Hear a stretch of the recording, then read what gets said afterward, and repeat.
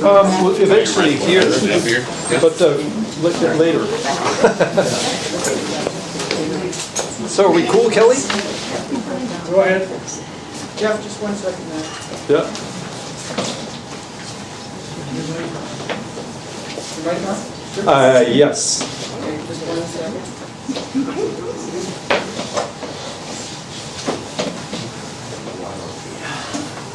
Three, Yeah, we're going live to the net.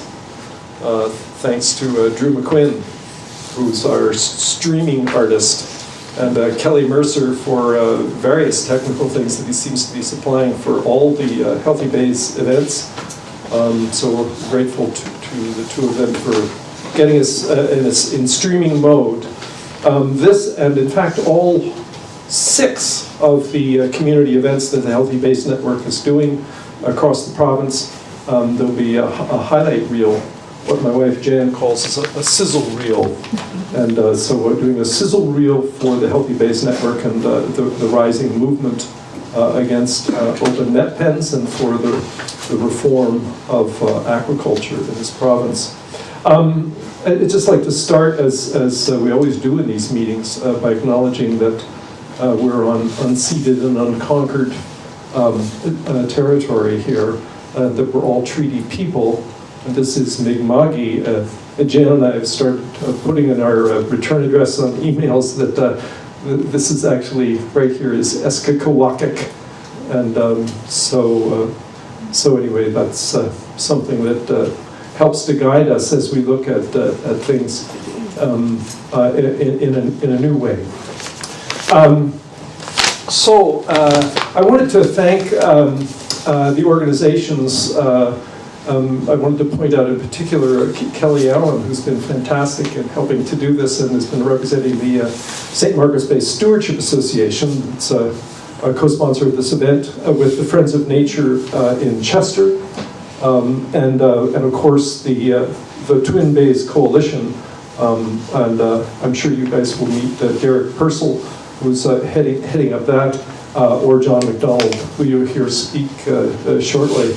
The other members of the Healthy Bays Network, in addition to the SMBSA, et cetera, is the St. Mary's Bay Protectors, the Protect Liverpool Bay, the Association for the Preservation of the Eastern Shore, and then so with the Twin Bays Coalition, those are the 4 community groups.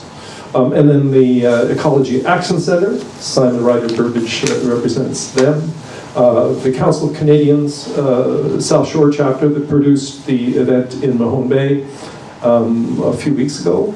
I know Wilfred Moore came to that, and some of the rest of you. So, so that also the Atlantic Salmon Federation and the Nova Scotia Salmon Association. So there's 10 groups who have come together to push this agenda forward and to get a reasonable and enlightened policy in place in this province. So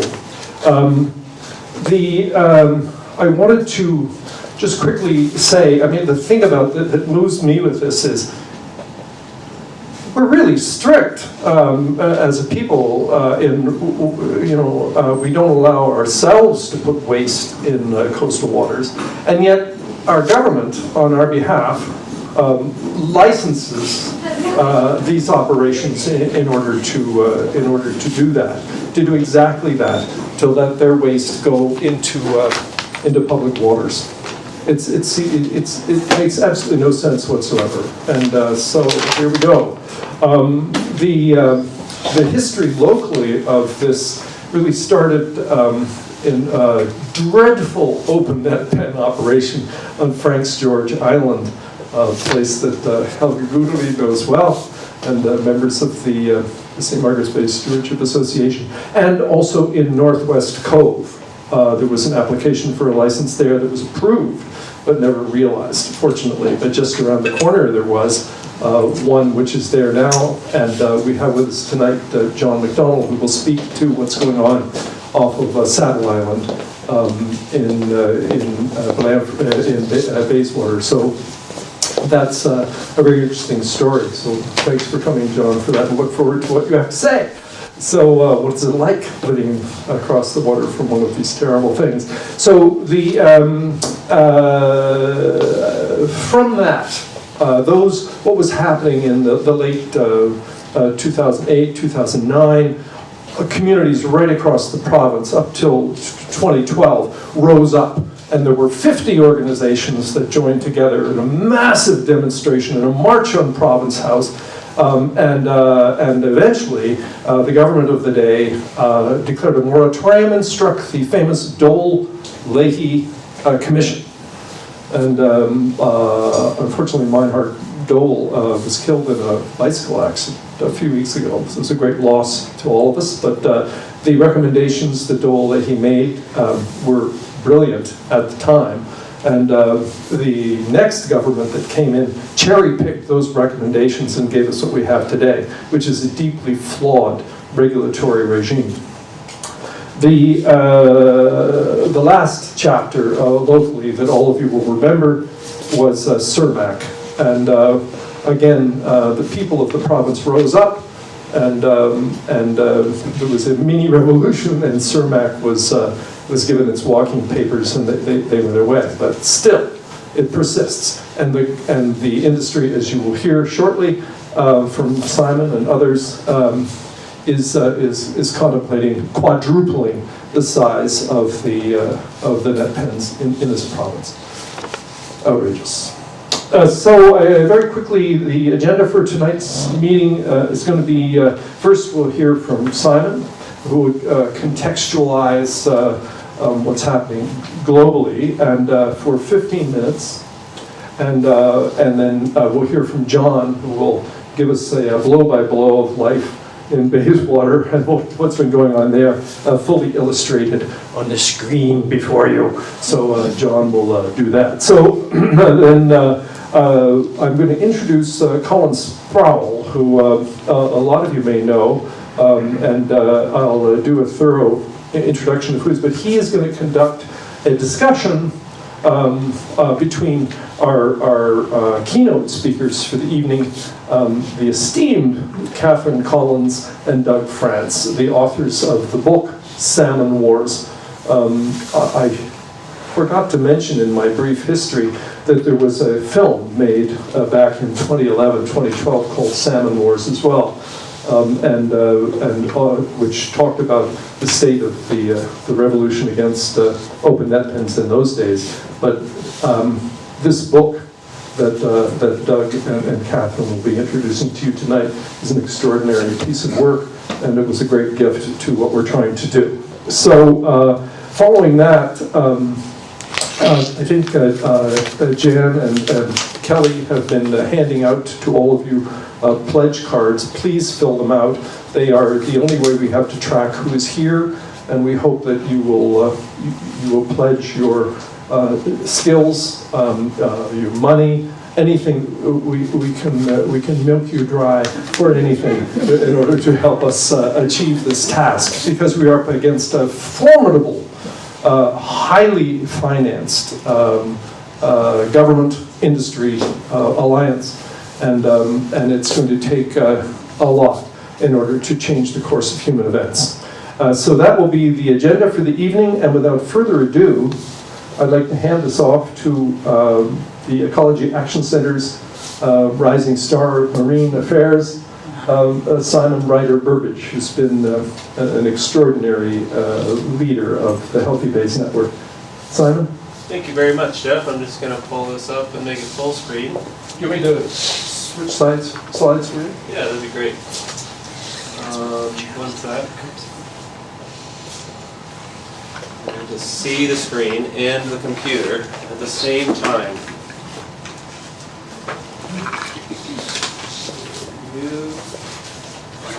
Full screen mode. There we go. Cool. So yeah, if you can just hit, if you don't mind. Sure. Okay, thanks very much. Okay, yeah, thank you, Jeff, and thanks to all you folks for coming out tonight. My name is Simon Ryder-Burbidge. I'm with the Ecology Action Center in Halifax, and I am the marine campaign coordinator over there.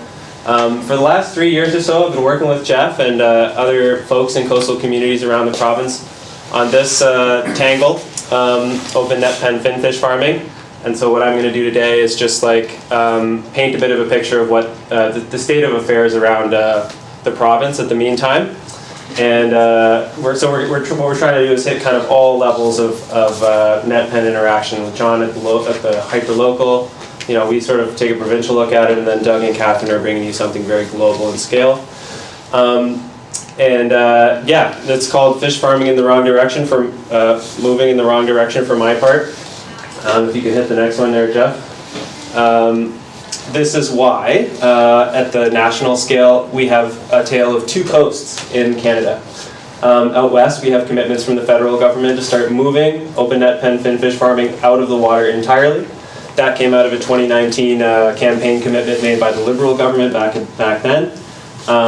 Basically, this was premised on the environmental and social harm that net pen technologies were causing to West Coast communities, be they First Nations or settler communities. And those impacts range across the spectrum, from cultural impacts to First Nations people who have a deep connection with wild salmon out there, to the kind of basic nastiness of waste and pollution entering the marine environment in otherwise quite pristine waters. So this was kind of the talk at the beginning of the year. You know, we have a federal government who's kind of opened up the beginning of the end of net pen fish farming in Canada. And you know, we out here on the East Coast, we still have salmon populations. We see all of the same environmental harms. We see the sea lice, we see the disease, we see the antibiotics, we see the pesticides, the waste, the anoxic environments, and the loss of traditional fishing grounds and active fishing grounds, and they're not just traditional by any means. And so we would expect that with the federal government acknowledging these harms out west, we would see something similar here on the East Coast. Jeff, if you can go to the next one.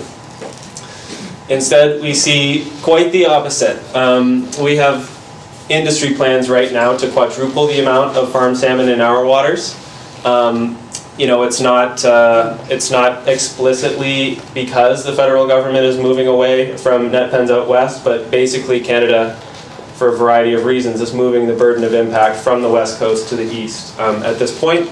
And we are now quickly becoming one of the last harbors for an industry that's on the way out in a lot of jurisdictions. What we have right now are two companies who are providing most of the proposals at the moment. We have the known entity, which is Cook Aquaculture, who I'm sure you folks are familiar with. They are the lone operator in Nova Scotia today, responsible for all of the environmental harm that's caused by net pens in our province. Based out of Black Harbor, New Brunswick. They still call themselves a family business, but it's hard to buy that when you see $2+ billion vertically integrated across 10 countries, or who knows how many. And they do everything from the fish feed that the salmon eat, ultimately, fishing, commercial fishing in Argentina, to feed the salmon, and operations in Maine and Scotland and the west coast of Canada, etc. So far from a family business, as Jeff mentioned, we're up against some very profit motivated interests, and very powerful interests at that. The 4 times increase comes essentially at the moment from 2 huge expansion proposals. One's in Liverpool Bay, not too far. That's the Cook expansion plan, and the other is in St. Mary's Bay, down along the Digby Neck. And both of those proposals are planning to account for somewhere in the neighborhood of 30 million pounds of farmed salmon each year. This is where we're sitting today, 20 million pounds. It makes us the lowest producer in the Atlantic provinces at the moment, behind Newfoundland and New Brunswick. Jeff, if you can hit the next one there. It's hard to imagine what a 4-fold increase from 20 million pounds looks like, taking us up to 80 million pounds. You know, you could think of it in terms of weight or waste products. You could think of it in terms of the feed that sinks to the bottom of the pens. It's a huge amount of fish, huge amount of feed, huge amount of waste. And this is to give you a sense for the amount of territory that, you know, 40 million pounds of farmed salmon looks like in New Brunswick. This is the southwestern New Brunswick. I'm sure many of you recognize these locations. And this is kind of the heart of salmon farming in eastern Canada. And so while there are many configurations to get to 80 million pounds of farmed salmon here in Nova Scotia, where we're at a lower number, this is what it looks like in a comparable province. And you see basically the image here is meant to show folks that there are some places on this map that are fundamentally salmon farming bays at this point. And that comes on the back of a history of commercial fishing and all kinds of other relations to the ocean that aren't sort of, profiting at the expense of the marine environment and the waste that's left to the waste that companies who farm fish leave to clean up. Justin, the next, please. I want to interrupt for a second. Sure. Because give me that mic. So Derek sent out the What We Heard report on the DFO's read of the proposal in Liverpool Bay. And DFO tells us that each of these pens, the drift of chemicals from each can go as far as 4.6 kilometers. Right. So I remember pi r squared. 4.6 times 4.6 times pi comes to over 400 square kilometers per pen. Right, and so that, just to, not to put too fine a point on it, but that reference in particular was made in reference to Liverpool Bay, the expansion that's planned down there.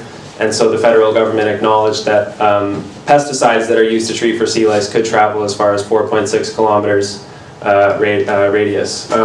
So again, you can kind of look at the green dots on the map, all salmon farms, and think about what that looks like.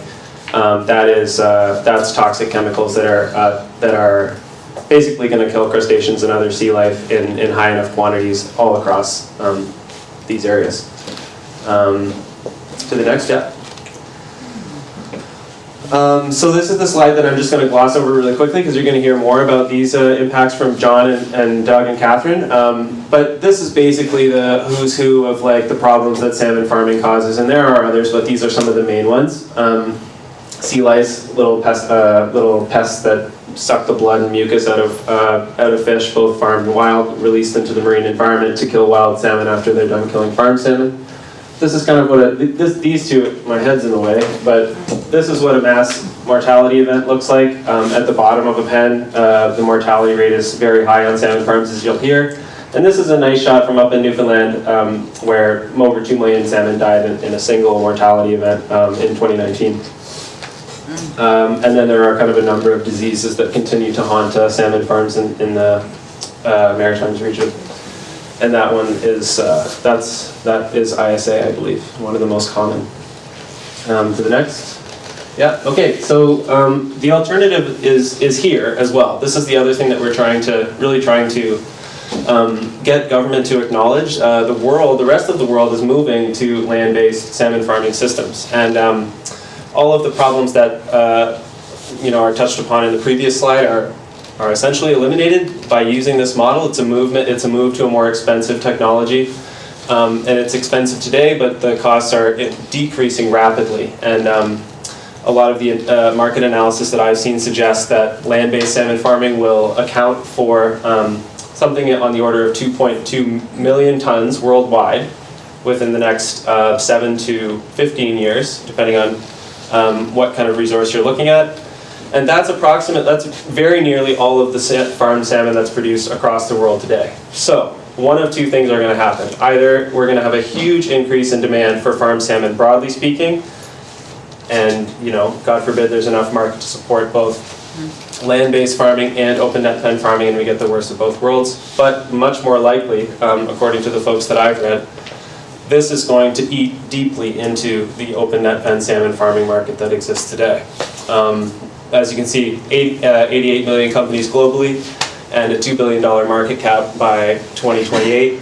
vastly improving technology where you can control water temperatures, you can make sure that sea lice and disease don't get out of the pens to interface with anything in the aquatic environment. And that's huge. So at this point, it's a matter of political inertia and, corporate greed. I mean, there's no other way to put it. If they wanted to deal with these impacts that they cause in marine environments, they could do it. They don't want to because they're established today, and they'll tell you this is not feasible yet. We know that it's feasible because we have 2 companies in Nova Scotia who are doing very well farming salmon on land today. To the next. Yeah, so this is kind of a more systemic part of the problem here. We have a province that acts both as a regulator and a promoter. And this is something that we really need to fix because, as Jeff alluded to, folks in this province have been dealing with these issues now for over 15 years. And you can watch that 2012 Salmon Wars documentary and see all of the same problems impacting Nova Scotian waters then that you see today. Nothing has changed in that industry for the last 10 years. And they've made little tweaks around the edges, and they've automated some things. They've, in fact, removed some of the jobs that used to exist on fish farms. But environmentally speaking, very little has changed as far as the localized impact on coastal bays that they operate in. And that's a problem. And we've seen a consistent effort by government to kind of push these developments down the throats of coastal communities, to much opposition, as many of you likely saw when Cermak was here. Next. So the bottom line, we're kind of saying 2 things. On the one hand, we're saying that these environmental impacts are not acceptable, and we have an alternative, and we need to move in the direction of that alternative. We can't just continue to pollute. We can't just continue to drop pesticides and antibiotics and waste products the size of a small town for each farm into coastal bays today. And on the other hand, we're saying at the very least, let communities decide. Cermak left because of a lack of suitable sites and a mass opposition. And for some reason, that was not enough to deter our government from moving this industry forward with other companies. So we're calling on them to, to do what's right by communities. Listen to the folks that have been saying for years that developments aren't welcome in Liverpool. Listen to the folks in St. Mary's Bay who are saying, we don't want this here. We want a cleaner, more sustainable coastal economy that supports the industries that exist today, and that protects the coastal cultures that folks live, work, and play in, basically. So that's kind of the name of the game today, and I need to have another slide here that says we need your help to get this thing done. We're at a point now where we have a window of opportunity to use the federal government's commitment to moving net pens out of the water on the West Coast to get similar commitments here. We need the federal government to recognize their duty to do something about that. And we need the province to know that if they continue down this path of fish farming expansion in open water, they're going to lose seats at the end of the day. That's the message that we need to send.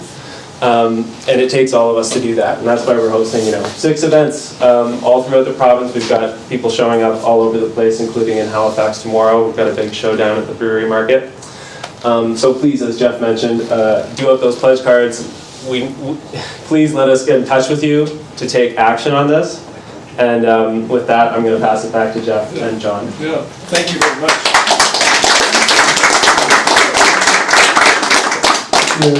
The Ecology Action Center has been an incredible ally in all of this, and other organizations are appearing on the horizon as well, as you'll hear in a bit. But stalwart, hero, John McDonald has been an amazing bulldog in Bayswater. Persistence, Jeff. Hold it a bit close. Yeah. Okay, well, thanks for coming out, everybody. And thanks to Doug and Catherine for writing this really important book. So I've been asked to talk about what it's like to live in a community that has an active open net pen aquaculture site. And this is it. This is the Saddle Island site in Bayswater. It's been operating for over 25 years now. So what I'm going to talk about is what we've been seeing and smelling and hearing in Bayswater. And a lot of it, as we've learned from our own research, but also with the work from the, or help from the scientific community. And this site here has about 440,000 fish in it. The beach, Bayswater Beach, is about 1 kilometer that way. And it's right in the middle of our community. There's houses that are about 200 or 300 meters from this site. The road is right here. So next slide, please.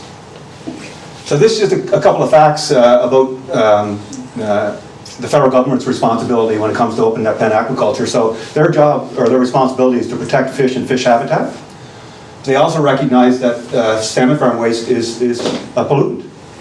But yet, they allow these sites to operate, and with my experience trying to do something about what I'm going to show you coming up here, is they are willing to turn a blind eye to stuff that they are responsible for looking after for communities like Bayswater. Okay, next slide, please. So, timeline, this site was established about 25 years ago without any scientific or environmental assessments of the area, first of all, to see if it was suitable, and there are, in my opinion, no suitable areas.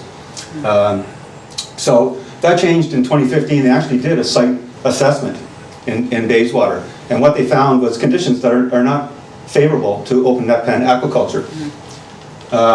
One of the things that they found was climate change is affecting the water temperature on the coast of Nova Scotia. So every summer now, the water temperature is getting up above 18 degrees Celsius. It came a little late this year. Last year was really warm. But that means they have to run generators. So in Bayswater, they've been running 4 generators every year now for up to 6 months of the year, right off the coast, very close to communities, houses. And that noise, it's called low frequency noise that those generators create. It penetrates everything. You can't close your windows and shut it out. It just keeps penetrating your house. So there's been an expansion in Bayswater. After the 2015 site evaluation that they did, they applied for an expansion. They're saying not an expansion of the amount of fish that were there, but they need a bigger lease to run their operation. So that was in 2016. They submitted an application to the province.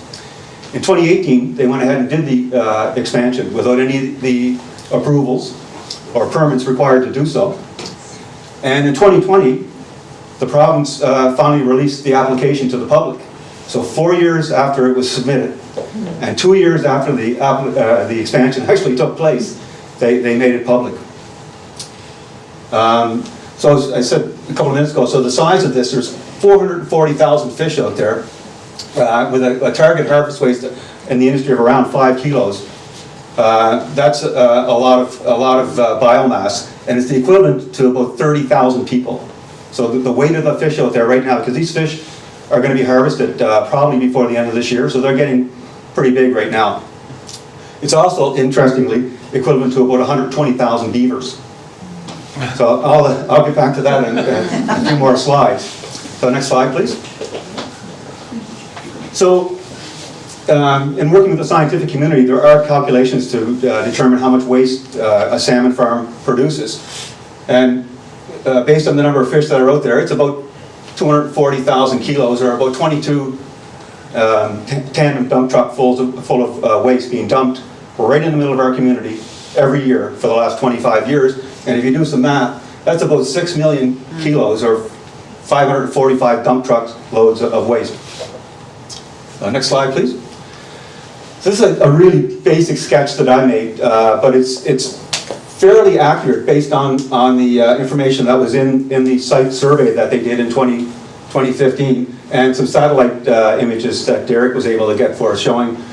This is the legal lease size that they have out there right now. In 2018, they rearranged the pens so that there are 2 of them now operating outside of the lease. And this is not the only site in the province. There are 5 others in the province that are operating illegally. And the province response to a demand letter that was sent by EcoJustice was that there was no harm, no foul by these illegal expansions. So what I hope to show you here is that there is some harm happening in Bayswater. So from the site survey, we learned that this area under these pens, and the whole area is about 95% sand on the bottom. And sand is not good for open net pen aquacultures because it's considered non-cohesive, meaning nothing sticks to it. And I wish I had written on here that the water depth here is very shallow water. It's about 50 feet of water at this end of the lease and about 60 at this end. So very shallow water, so it's susceptible to ocean swells from storms and things like that. Also in the site survey, there was 2 current studies showing that in fact the current is flowing towards Bayswater Beach. And when you live close to a beach, you'll see that the beach is very different from winter to summer. In the winter, a lot of sand leaves the beach and goes out and sits in this area off the beach, and in the summer, it all returns. And that's pretty normal. So if you go to Bayswater Beach in the summertime, you may not notice any problems. But come down in the winter or in the shoulder seasons, and you'll see a different situation on the beach, which I'm going to show you in a couple of minutes. Okay, next slide, please. So this is a summary of the pollution levels at the Saddle Island site over the last 10 or 12 years or so. So this red line represents a maximum that they are not supposed to exceed. And Simon talked about BC there earlier. In BC, this number is half this, it's 1,500. So not only is this site exceeding the maximum allowable limits, it's through the stratosphere some years. And these high readings are all during the summer months, during what are considered low energy times, when things are just kind of settling to the bottom. These low readings are the level 3 readings that they take usually in late March, early April. After the winter, the storms have done their work and essentially flushed the toilet in Bayswater for this site. So the question is, where is it all going? And I'm going to show you where I think it's going based on what we have learned. So next slide, please. So this is a picture from near a salmon farm that was done in a core sample done in 2003. So you can see it was likely a sandy bottom based on the control site and the way this site looks now, where you can see the black, heavier, more dense material is in the bottom, and the lighter, more the natural sand is covering it up. So this is really important because the next slide was taken. Go ahead, please. This was on February 18th, 2020. The Department of Environment sent an inspector to Bayswater Beach at our request because of what we were seeing on the beach. And this was a quote from his report saying that he didn't observe any smell. In his report, he said they could smell it from the highway driving to the beach, but he couldn't smell it on the beach, and he didn't see any signs of salmon farm waste on the beach. So I'm not sure what he was looking for, but the similarities between this photograph and the last one I showed you are undeniable. John, if I may, just to put this into perspective, that black sludge, I mean, the province's own documentation around what these points, these blue high marks represent, black sediment, bacterial mats, and the dispersion of biodiversity at the seafloor. So, just so folks know what we're talking about when we're looking at those blue points. Dead zones, essentially. There's no oxygen under the... So, I'm going to show you a series of photographs now to show you how long this has been going on. So, Hurricane Teddy came in late September 2020 and stripped that top layer of normal sand off the top and exposed this on the beach. And the smell coming from this material was so strong. It was just incredible. Our community smelled like an open sewer for months after Hurricane Teddy. It was unbelievable. Next slide, please. This is really interesting because this was taken in April 2021, and the salmon farm is just around the corner. You can't see it, but it was being restocked in April when I took this picture. So this highly regulated industry that wants to quadruple its size in Nova Scotia, the people regulating were allowing it to be restocked when the beach a kilometer away looked like this. Next slide, please. So it's just another series. This was this March after a storm. This is what most of the beach looked like. And if you take a shovel and dig in this stuff, this is not just surface. This is like, there's 3 or 4 feet of it on the beach. Now this is really interesting. This was from April of this year, and we had a late storm in late April, and it removed a lot of sand. And I want to point out these 2 boulders right here. You can see in front of them there's no sand, no seaweed, and definitely no beavers. And this picture was taken 3 weeks later on the long weekend. So there's the 2 boulders. There's the area where there was no sand or seaweed. And this is a quote that I just, from an email I received a couple of months ago from the manager of the Department of Environment in Bridgewater. Because we continue to send emails asking them to do, well, all we're asking them to do is test this material and tell us what it is. And they refuse. They won't do it. So obviously this is ridiculous. It's absurd that this is the province's official position on a mess on Bayswater Beach is being caused by seaweed and beavers. And I don't know how many beavers they think are living in Bayswater, but you know, they want us to believe that nothing from the salmon farm is reaching Bayswater Beach, even though they know the current is flowing towards the beach, that it has a sand bottom, there's resuspension during winter storms, and the waste is getting into the water column, and it's ending up on, in my opinion, on Bayswater Beach and surrounding area. Our home is about half a kilometer from the beach, and in 2020, after Hurricane Teddy, we had to keep our windows and doors in our home closed to keep the smell out of our house, because that smell, that sulfur smell, once it gets in there, it doesn't leave. It's very difficult to get rid of. Oh, Go ahead. I was wondering if you can you test it Well, do you know what, you can, but for what? to show the province? Well, just to match the bacteria that's coming from the fish farm. Well, you'd have to have samples from the fish farm, or samples of their feed. You'd have to have basically cooperation from the government or the industry. And I can tell you, we got zero cooperation from the government. They've been to the beach a number of times. We've asked to meet them on the beach. They've never met us on the beach. They did a study without involving us on the beach, but they've yet to determine what all this black stuff is. But they're willing to say that it's organic. But we have reason to believe that it's actually may not all be organic anymore. The chemical reactions that happen under these pens convert it from an organic material into metals, actually. But we're just, asking them to test it, and they won't. And we are working on getting some testing done, but to draw a direct connection to the farm is very difficult. Next slide, please.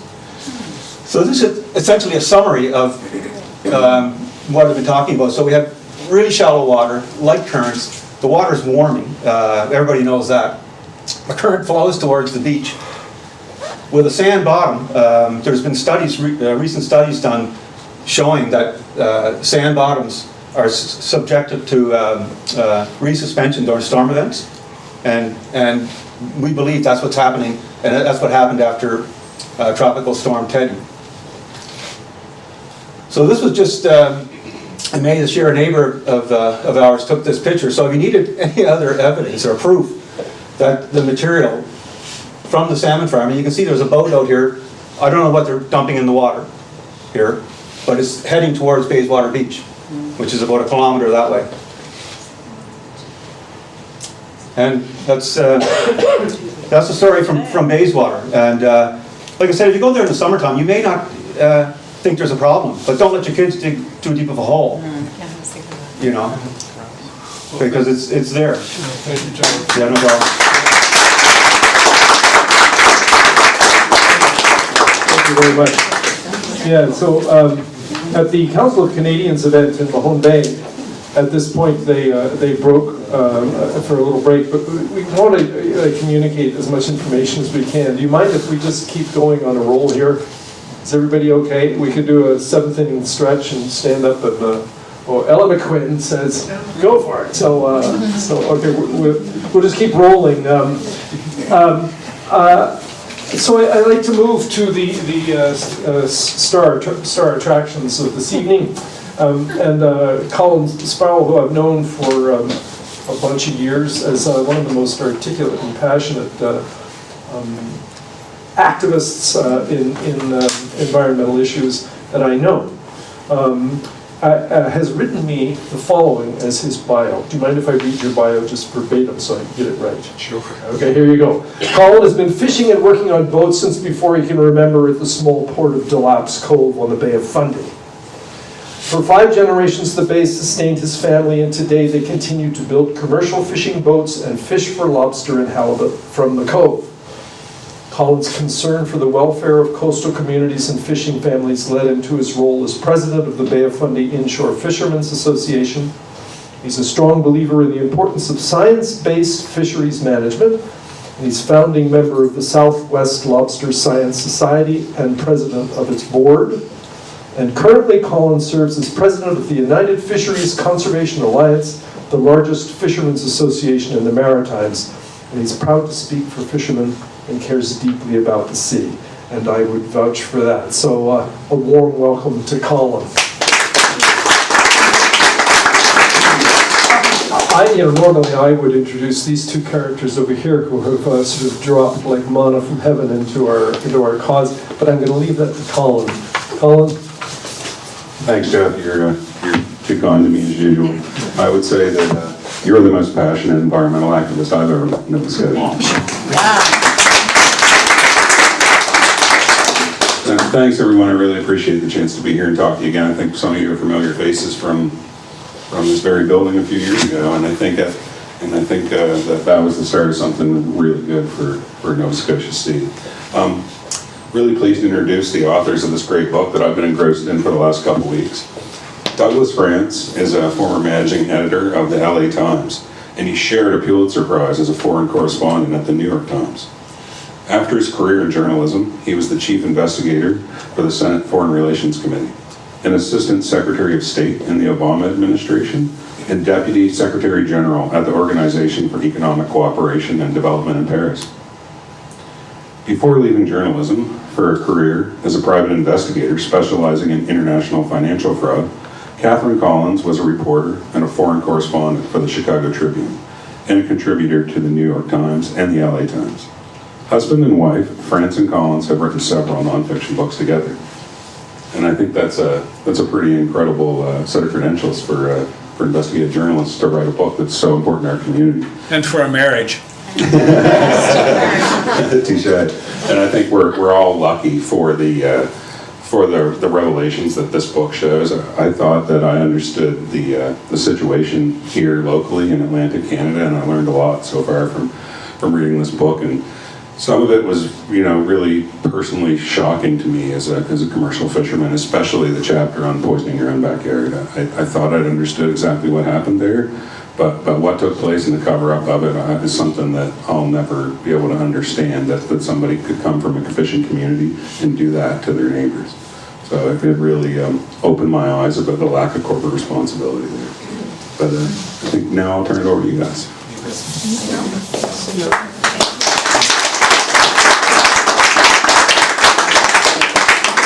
Thank you very much, everyone. Thank you very much, everyone, and thank you, Simon and Jeff and Colin and all the people from the different organizations who worked on this subject a lot longer than we have, and we truly appreciate all your hard work and that you've come out this evening. Thank you. You have to really hold the mic. Okay. You hear me now? Okay. So we tend to tailor our talks to the audience, and we were in Toronto last week, and we had to do open net salmon farming 101. We don't think you need to hear all that. You all know what an open net salmon farm is. And but there are some things that we learned in our research that we think you probably don't know and should know, and they're certainly the things that the industry does not want you to know. First of all, there's the waste.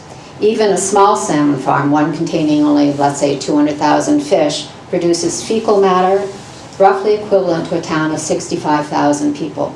The difference is that a town will process its waste, will treat its waste. A salmon farm does not. It drops its waste on the seabed below. And that deprives the other marine life of oxygen, it drives away the other marine life, and it drives away the lobsters. The second thing you should know is mortality rates. Globally, salmon die at 15 to 20% a year, every year in these salmon farms. Fish die from viruses, warming water temperatures, and a terrible parasite called sea lice. Factory chicken and cows die at a rate of 3 and 5%. It's an interesting comparison. But here in the Maritimes, we've seen even worse numbers. In Newfoundland in 2019, Maui, the largest salmon farming company in the world out of Norway, lost 2.6 million fish at its farms on the southern coast of Newfoundland. That year, Newfoundland lost more salmon than they were able to harvest. And the really shocking thing is that it wasn't a one-off, because in the years since, each year they have lost almost 50% of their fish. 50% die before they can be harvested in Newfoundland. Oh, sorry. I get panicky, so I write things down, including my lucky pencil. Okay. The third thing that you should know about is that farm salmon do pose health risks, no matter what you're told. We've interviewed doctors and scientists who describe the levels of toxins in the fish and farm salmon, PCBs, pesticide residue, traces of antibiotics, and this is really important. It's particularly important for infants, young children, and pregnant women. And the other thing is, despite its claims, salmon farming, as it's practiced by the open net pen salmon farming companies, is not sustainable. There's no way around this basic fact. Salmon, whether or not in the wild or in a farm, are carnivores. The fish meal and the fish oil, they eat fish meal and fish oil made from anchovies, sardines, mackerel, herrings, and other small forage fish.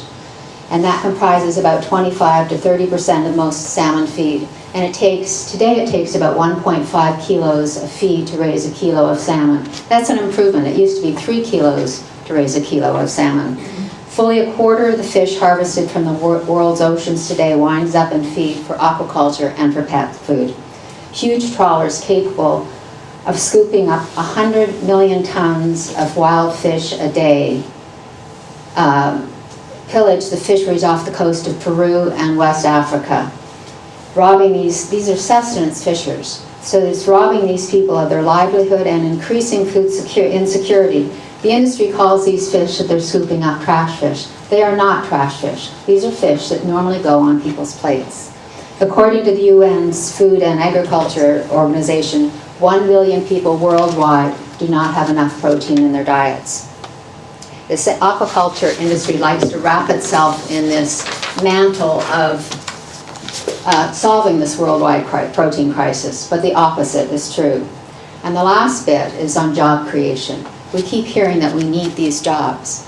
In the Maritimes, where we've lost so many jobs, we need these jobs. But if you look at the industry's claims that it's generating jobs, it's just false. According to Nova Scotia's own numbers, despite a 10-fold increase in the finfish production since 1995, the number of jobs has declined. In 1995, 311 people were employed in aquaculture jobs. Today, only 254 people are employed in aquaculture jobs, and only about 180 of those people are full-time. So if you follow the increase in production, it would make sense that instead of 254 people, they would be employing 3,000 people. They are not. So, Doug's going to talk about why we wrote the book. Should I sit here? Yeah, sure. Thank you, Catherine.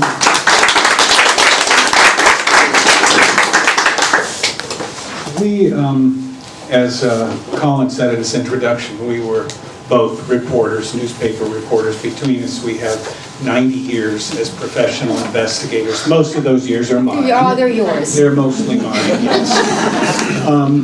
But so it was in our minds when we went to the meeting in Mahone Bay in January 2020, hosted by the Council of Canadians and the Twin Bays Coalition. They held a meeting about Cermaq's potential, their plans to come in here with 20 salmon farms. Now, we knew a little bit about that from before, because in the early 1990s, Catherine's parents retired to the South Shore here in Nova Scotia, just off of Liverpool Bay, and Catherine's father, Paul, had been an avid fisherman his entire life, but when the numbers of salmon began to decline, getting toward extinction levels, Paul stopped fishing. and he didn't even fish and catch and release. He thought that was cruel, so he stopped fishing because he was concerned about the fate of these iconic fish. So when a small salmon farm came in to Liverpool Bay near Coffin Island, we could barely see it from the cottage, Paul thought, well, this is a good thing, because he thought that these farmed salmon, this is 1992, would help take the pressure off of the wild salmon. Well, he was wrong. He was dead wrong, and he admitted it, which didn't happen very often with Catherine's father. That's another matter. So he changed his mind. A friend of his had converted his lobster boat into a glass-bottom boat to take neighbor kids around, and he took Paul out to the Coffin Island Salmon Farm, at that time run by Kelly Cove, a Cook Aquaculture subsidiary, and they could see that all the eelgrass was dead. There was basically a dead zone beneath that farm, as you've heard from Simon and John before us. And so that changed his mind. At the same time, other groups were changing their minds. The Atlantic Salmon Federation had done a complete 180 on whether these were good things or not. And so when we went to Mahone Bay, we were skeptical of salmon farms. We came away from that meeting more than skeptical. We came away from that meeting deeply concerned after hearing lobster fishers, environmentalists, activists, and just public citizens comment about their fears and talk about the dangers represented by these salmon farms.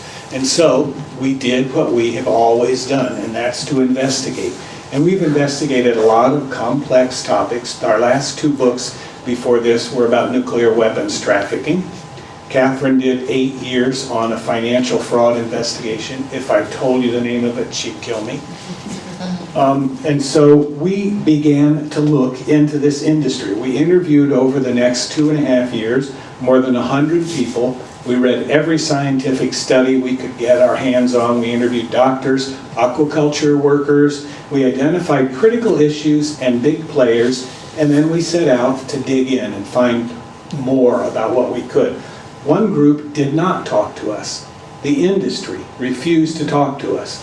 Mowi, the biggest company in the world, salmon farmer in the world, refused to talk to us. Cermaq refused to talk to us. Cook Aquaculture refused to talk to us. They wouldn't answer any of our questions in writing or in person.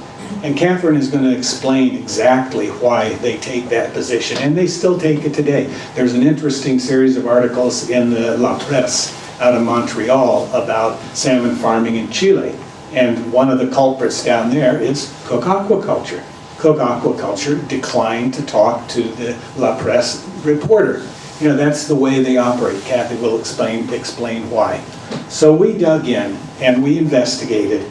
And I just want to tell you one story from our investigation. Our book is filled with them. We found amazing characters, really colorful, wonderful, committed people all around the world. And it was a terrific experience to meet them, learn from them, and be inspired by them.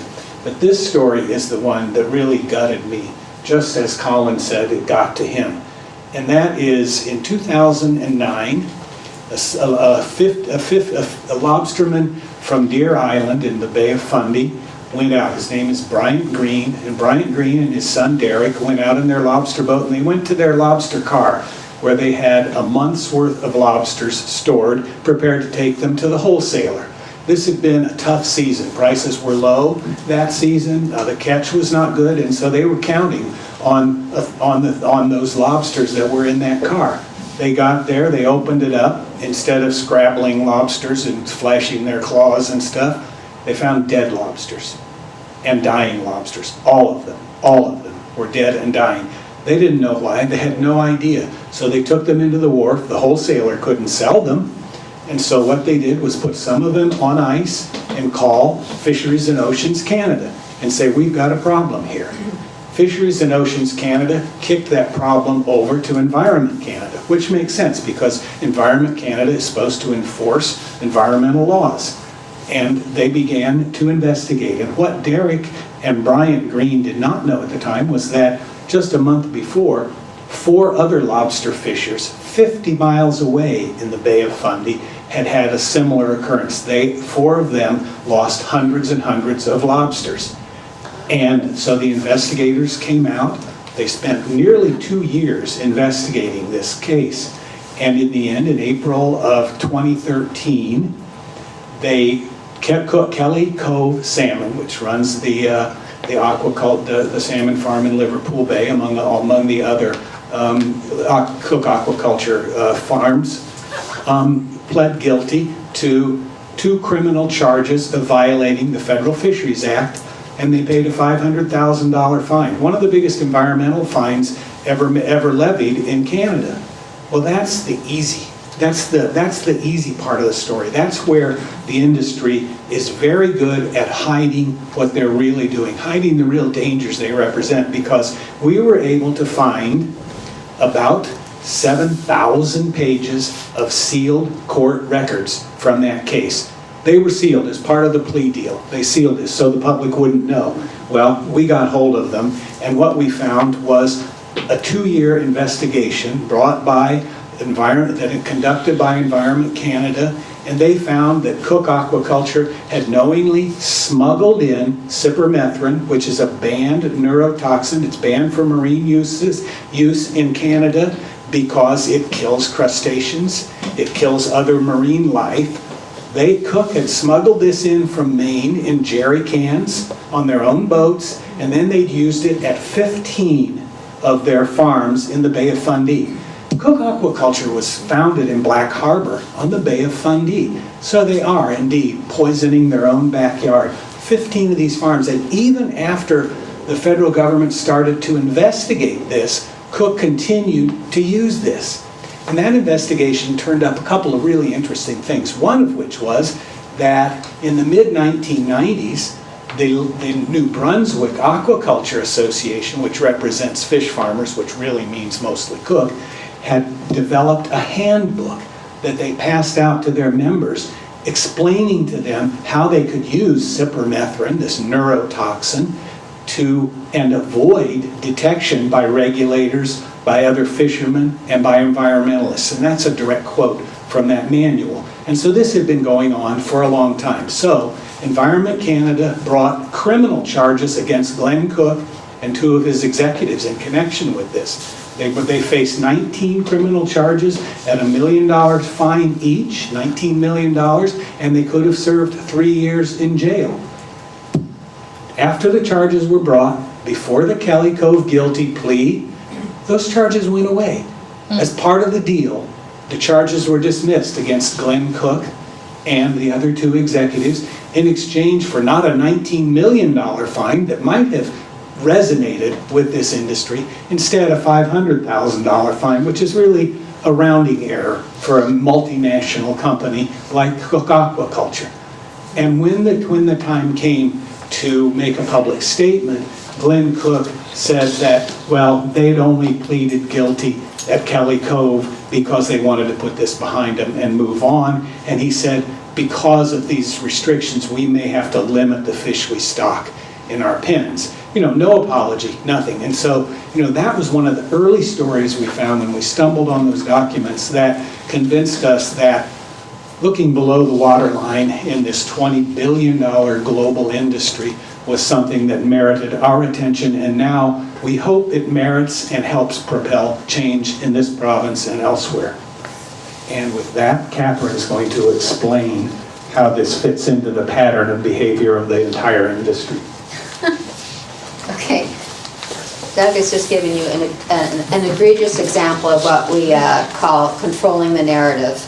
Controlling the narrative is how the industry gets away with just about everything. Hold your mic up. Hold my mic up, sorry. I should just stick it in my face mats. Don't do that. So instead of speaking with independent journalists like us, the open net pen salmon farming industry gets the word out through marketing and through their own captive press and the bought and paid for science. In a way, the last part is even more dangerous, because words are one thing, but not when you don't listen to science, and when it comes to public health and the environment, that's a whole different level of problems. So let's first talk about the marketing. I'm sure that some of you have heard of heard of advertorials. The influential PR guy who came up with this concept was named Herbert Schmertz, and he was vice president for ExxonMobil. And this is what he told his colleagues in the fossil fuel industry, and this is the direct quote: "Your objective is to wrap yourself in all the good phrases while sticking your opponents with the bad ones." So this should sound familiar. Maui, the world's largest salmon farmer, says in its annual report that its mission is to lead the blue revolution. Let's go to Cook's own website, which describes its company itself as environmental stewards. We were in Toronto, as I said before, just last week, and we went looking for sandwiches in a market, nice little market, and we noticed they had a sustainable food section. And the manager was standing right there, and we couldn't resist, so we said, "You say your fish is sustainable, where do you get it?" And he said, "Oh, it comes from a small family farm on the Bay of Fundy, the Ingalls Sea Farm." Well, Ingalls Sea Farm was bought out several years ago by Northern Harvest, which was in turn bought by Maui, the company that managed to kill off 2.6 million fish in one go in Newfoundland. And sometimes these companies get held to account for their lies. For example, in 2020 in the United States, there were 2 lawsuits filed against Maui for the claims it was making about its duck trap smoked salmon. And they described their smoked salmon as all natural, sustainably sourced from the coast of Maine. None of that was true.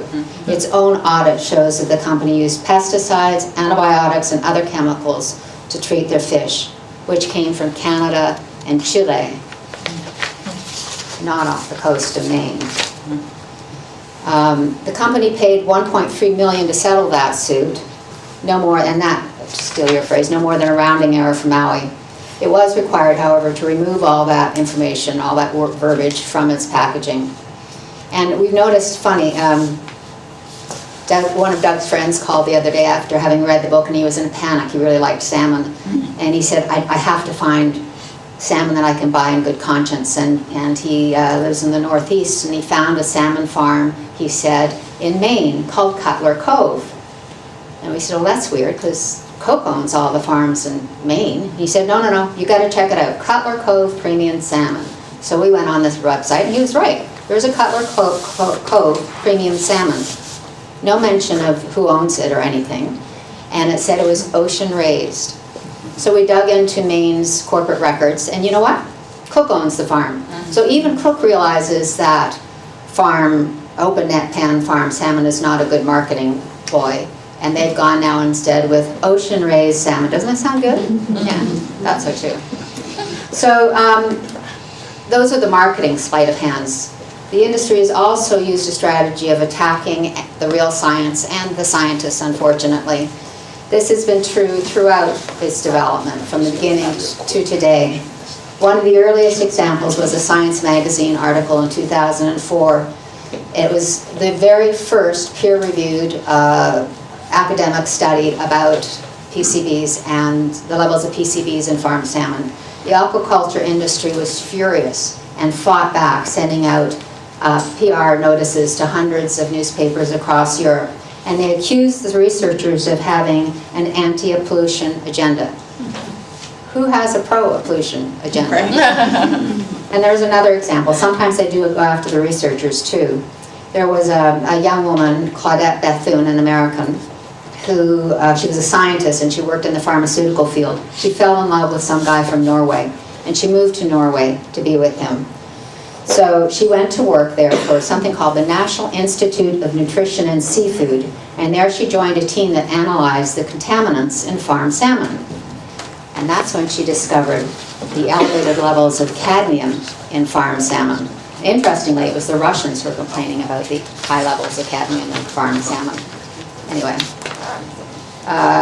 so she went to her boss to tell him about her findings, and he laughed at her and said, no way, and we're not going to do anything about this. But she dug in, and she did more research, and she confirmed, in fact, they had high levels of cadmium in their farm salmon. And then she was told point blank, you are not going to do any more work on this, and we are not going to tell the public that we have toxic elements to our farm salmon. And she got really frustrated, and finally she went to the press. at which point she was fired. It's a very, the government reacted very quickly, and the Norway Seafood Export Council, which is a quasi-government agency responsible for promoting the salmon farming industry, accused Bethune of acting as a fifth columnist, which is a really fraught accusation in a country where thousands of people had collaborated with Germany during its occupation of the country. So she left the country, she went back to the States, never saw the guy again, I assume. Anyway, so marketing may not be seem like such a big deal because we all know the purpose of advertising, right? And you think about it, it's the basis in which you buy your car, you take a holiday, you choose where you're going to live. But in this case, it's what we put on our plates. So, back to Doug. Thank you. I'm going to be real quick here. I've just got 4 bullet points under a heading called Now What?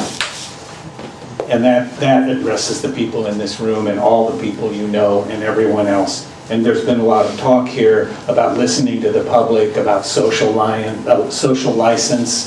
Well, social license is not granted. It's earned. It's earned. And we saw it earned with good results here 3 years ago when Cermak came to town with Hello Nova Scotia and got the boot, and it turned into Goodbye Nova Scotia. And we've talked to people who say, well, Cermak left through because of their public reasons. They couldn't find enough suitable sites. Well, I would call bullshit on that. They left because they found they were completely unwanted. Some of those meetings that we attended when Cermak got blistered were absolutely astonishing. And so Cermak just turned tail and left. But that doesn't mean that things can't get worse now. And what does worse mean? A Norwegian invasion. The Norwegians are already here. Maui's here, Cermak is here, is in BC, Grieg is here. Grieg is getting ready to do a big operation in Newfoundland. Maui is expanding. Despite the mortality figures that Kathy gave you, both Grieg and Maui are expanding in Newfoundland, where the water's warming and the fish are dying at that huge rate. Why are they doing that? Because Norway is much more strict than Canada is. And I want to go back to 1990. A Norwegian parliamentarian named John Lilleton came to Ottawa. He talked to a parliamentary committee. And here are the words of warning he gave them. We are very strict about the quality and the environment questions. Therefore, some of the fish farmers went to Canada. They said, we want bigger farms. We can do as we like. And they have done as they like. And that's what's going to get worse, because the Norwegian government, which already charges huge amounts for public leases for open net salmon farms, is now going to proposing to apply a 40% tax on the big salmon farmers for the rent of the public waters. The rent of the public waters that Cook gets for almost nothing here in Nova Scotia. And what are those Norwegians, how are the Norwegian salmon farmers reacting? They're freezing their investments in Norway, and they're looking for new targets, and that puts Canada right in the crosshairs. And that means the Maritimes, because of DFO taking control, and I'm a little less optimistic about it than Simon is about the outcome of getting all these fish farms out of the water in BC, but I certainly have my fingers crossed. But because the DFO is a little tougher in British Columbia, they're going to be looking here in the Maritimes, and they're going to be looking at the 4 premiers of these provinces who think aquaculture is going really well here, really well. They said that in a joint statement at the end of June. They think it's well managed and well regulated. Well, it's not. We know that from all this talk you've heard tonight and from everything else. So they have done as they like, and the only way to stop them is to earn that social license. And it means active people like you who come out on an evening like this, but it means a broader segment of the population. You have to make this a political issue. When we were in Toronto, we had a meeting with a senior official in the Liberal government, and this person had read our book. Her husband made her, and she said, this is a political issue. And she's right, it is a political issue. It's going to take a political will to change it. And that will is only going to come if everybody in this province mobilizes and says, we want to protect our heritage as an ocean-going, seafaring province, and we don't want these fish farms fouling our water.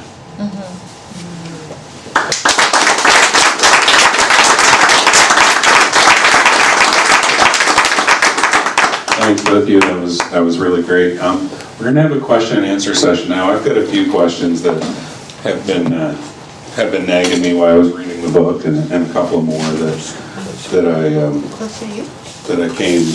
I've come to tonight. I think it's clear to all of us that maybe more than any other industry in Nova Scotia, maybe even more than the petroleum industry, that aquaculture suffers from regulatory capture.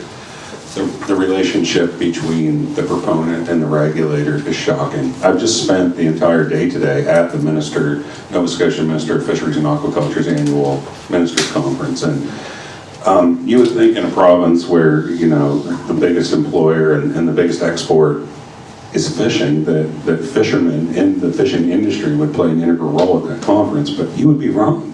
It's almost entirely dominated by the aquaculture industry. Shame. And it's, most of the presentations are by aquaculture. There's actually a scientist from the Norwegian Institute that you've mentioned there to present tomorrow. And that science will be used to help form policy to regulate the industry in Nova Scotia. So I guess for me, the first question is, what do you think from your travels around the world and your investigations that you saw in other jurisdictions and in Nova Scotia, what's the primary thing that has led to that regulatory capture the most?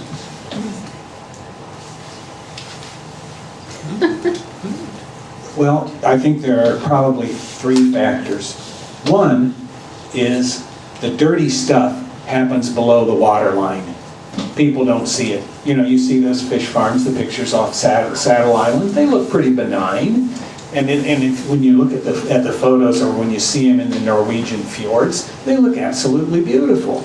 It's what happens below the water line, so it's not visible. If you have a feedlot cattle or factory chicken, if they're dying, we see that. And that's why there have been reforms in those two industries, when there haven't been any in the salmon farming industry. So I think that's the big one.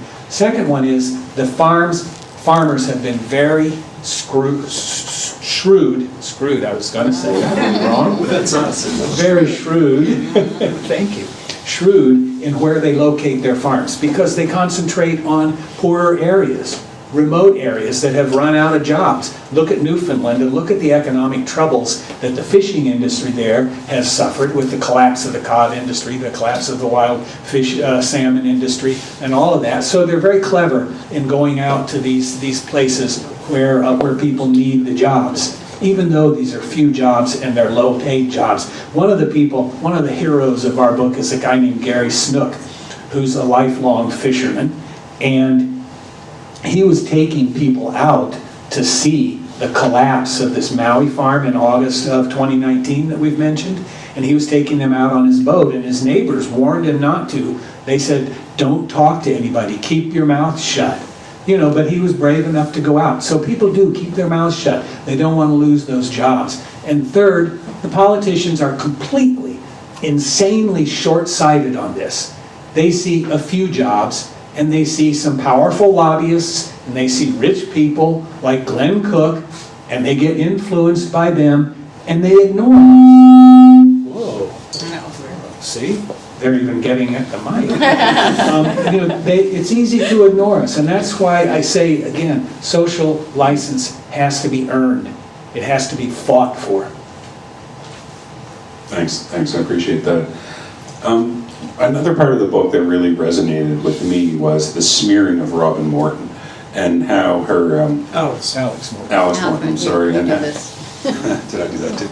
And how her views were discredited because she was a citizen scientist, and I guess I'm wondering, has that had like a really negative impact on the resistance? Do people tend to go away, or do they tend to be more empowered when their views are discredited and they're smeared? She's going to make me answer that one too. Alex Morton I don't like is, to talk. is an amazing figure. She published her memoir last year, Not on My Watch, and I recommend it. She has a tragic story. She's a marine biologist, but she doesn't have a PhD, so she's easily discounted.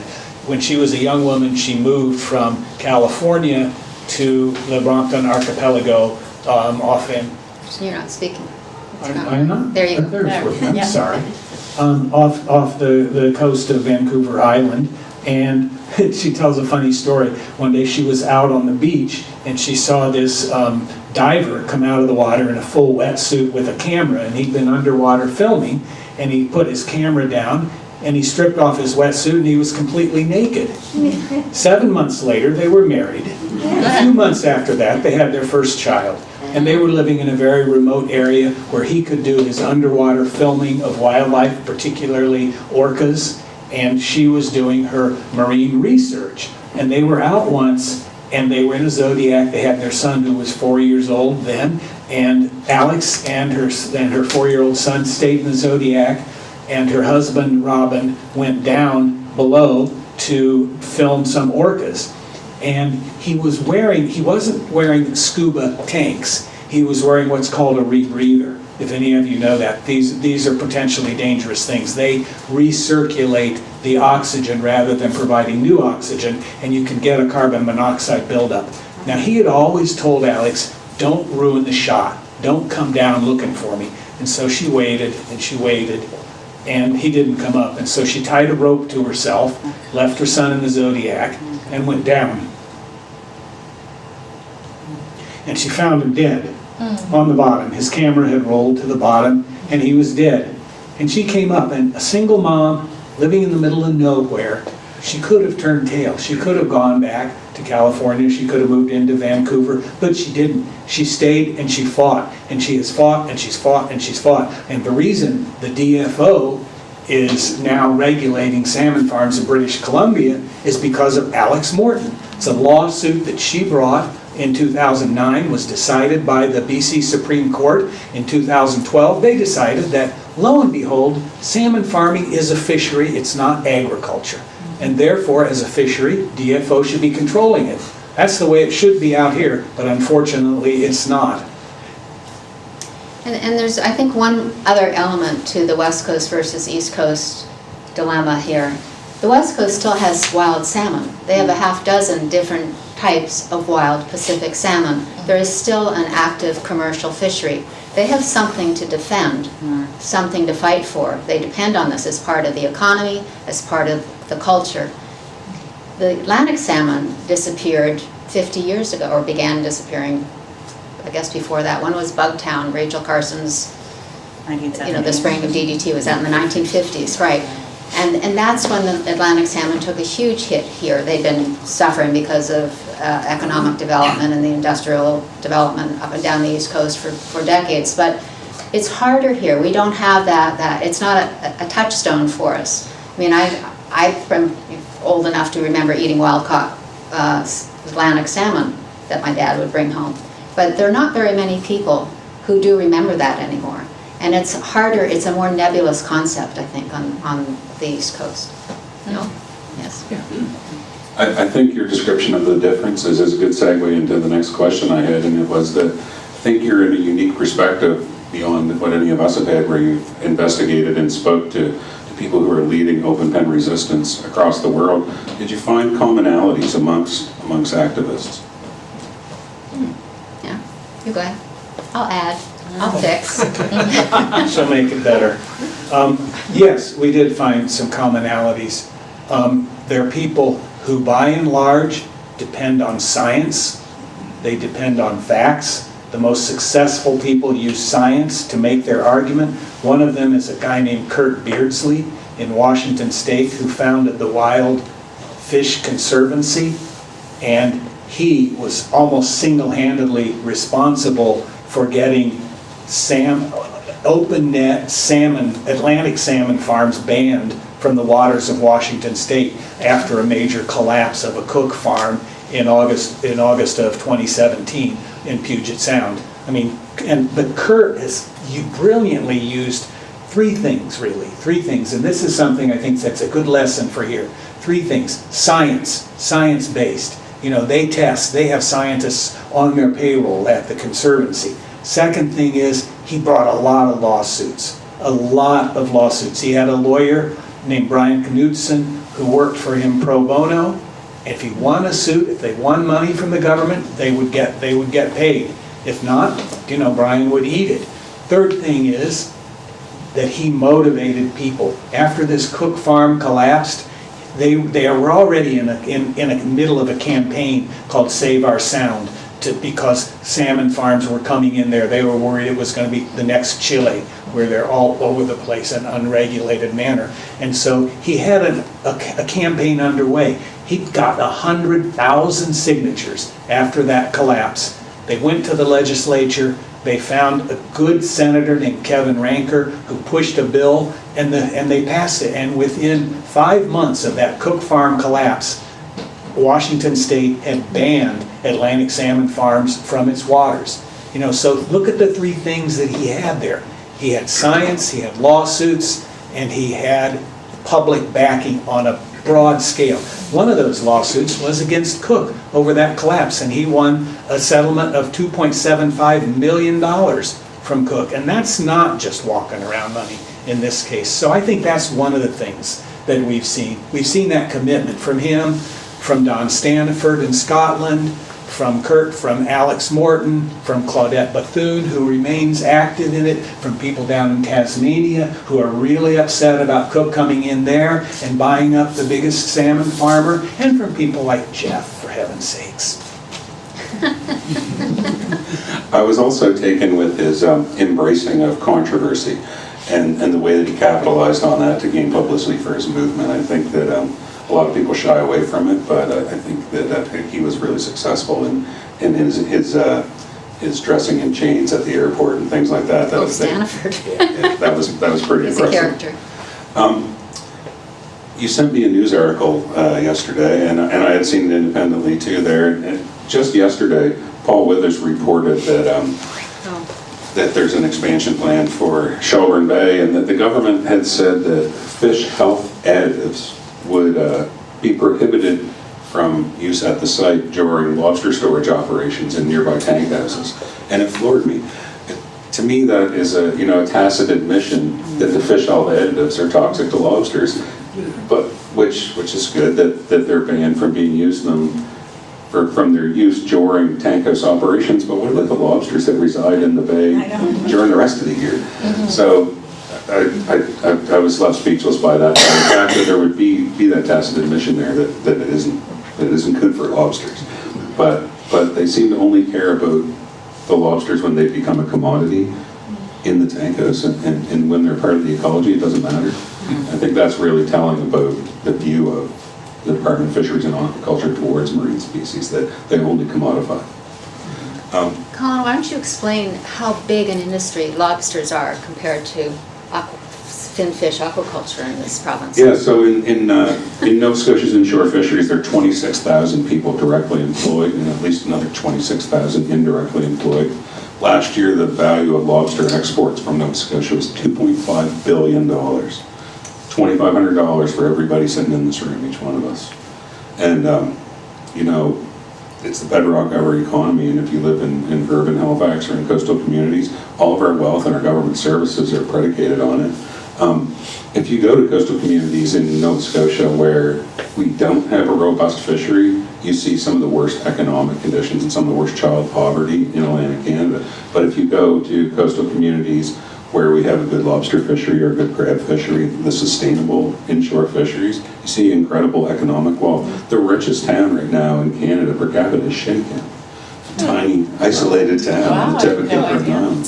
You're kidding. No, there's an incredible amount of millionaires in Shedican from the booming crab industry that's taken place there, and I've benefited from it personally. I just built a crab boat for a fisherman in Shedican over the last year.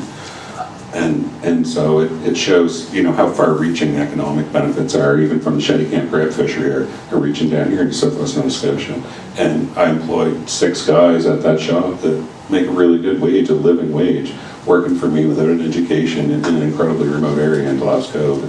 I think that's just a good example of how diffuse the economic benefit is and how far-reaching it is. But you know, these numbers that you're saying, 100 and 180 people, well, my members are set to go fishing on early Friday morning in Lobster Fishing Area 35. It's one of the most lucrative lobster fishing areas on the earth, and there are more than 180 men and women who are going to be going to sea from Digby Wharf alone, and there's lots more wharves in the district, and each one of them will make a 6-figure income from it this fall, and they'll spend it in their community. And there's a big difference between that money and money flowing into Cook's coffers.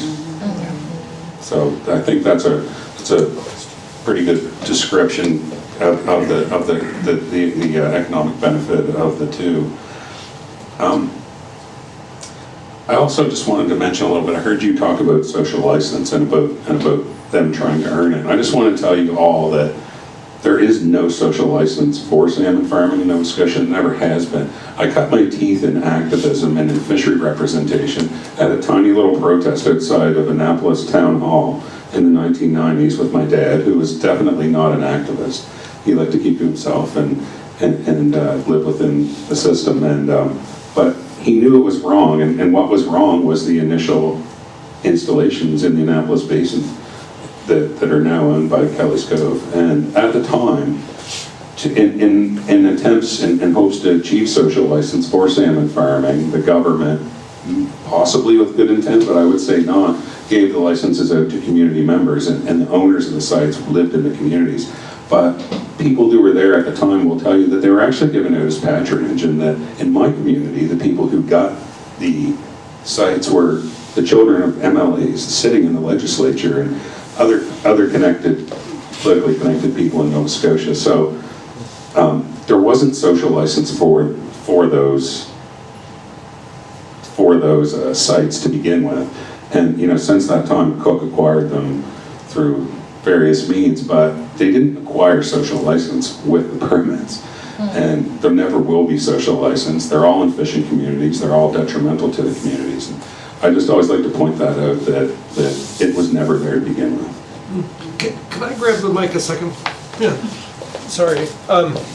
Just and also, I wanted to open the questions up to anybody out there for any of these three people, if you want to do that, and just so that while you're composing the questions in your head, I wanted to read you a statement that came to me this afternoon from St. Mary's Bay Protectors, who are working to save St. Mary's Bay from a huge new company which wants to build a lot of stuff, a lot of pens in St. Mary's Bay. And I won't read all of her letter because it's too long, but she asked me to read it to you, but I'm going to just summarize it because you heard most of the points here.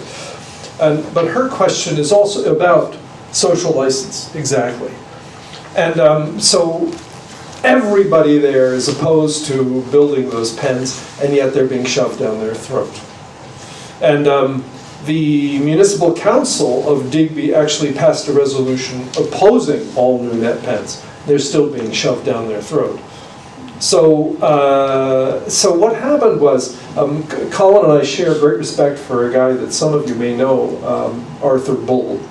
And Arthur Bull cooked up. He actually played the role with Doug and Catherine when there was one of these community events down there where he was the inquisitor of Doug and Catherine, Arthur Bull. And Arthur Bull, after the meeting, about this very question of social license, cooked up a scheme, and they wrote a proposal to the minister saying, we have a way that we can determine the social license, that we can grant social license, and we'll do workshops to educate people in the industry. We'll do economic projections and so forth and so on. A very sophisticated proposal, and they got a one-page letter from the minister saying, basically, kiss off. It is not going to happen. So here you've got this great thinking man, Arthur Bull, coming up with a plan, and it was just totally rejected. So that's outlined in Gwen Wilson's letter to us. The St. Mary's Bay Protectors, you remember, is one of the members of the Healthy Bays Network. And then her last section of her letter is also very germane.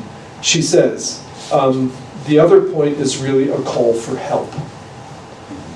We need allies, not just in our area, but from across the province and the country. When they announce the date of a hearing, please take the time to write to the ARB. We stopped the White Point Quarry. You guys would know that story. We stopped Cermak. And by building strong alliances, we will stop this proposal the same way. So I hand this back to Colin. Yeah, a little applause for Glenn Wilson and the heroes of St. Mary's Bay. So, I give it back to you, but feel free to ask questions of any of these three people. May I add one thing about St. Mary's Bay? Sure. Interestingly, I'm sure you all know that the province did a survey or asked public to weigh in on the new regulations, and you had to fill out an online form. It was a little clumsy. But anyway, in St. Mary's Bay, they weren't included. They had to file, not as being from that part of the province, but being part of the South Shore. Now, I drove to St. Mary's Bay. There's no way that's part of the South Shore. So there, again, no social license, right? This is for you, Colin. Sure. Go ahead. Can you pass? Here. Here, I'll be the runner. I'll be the runner. It's fine. He needs the exercise. I think I understand that it is the provincial government that is pushing the open net fisheries in St. Mary's Bay. They are the ones that are responsible for it, whoever is our provincial government. Yes, in Nova Scotia. Yeah, Nova Scotia. Regulation is the responsibility of the provincial government in Nova Scotia. Right, so they're the ones that are stuffing it down St. Mary's. Yes, and that's So the question is a fish farm a farm, or is it a fishery? On the West Coast, it's a fishery. In the 4 maritime provinces, it's a farm. There is a constitutional inconsistency in this country in the way we regulate aquaculture.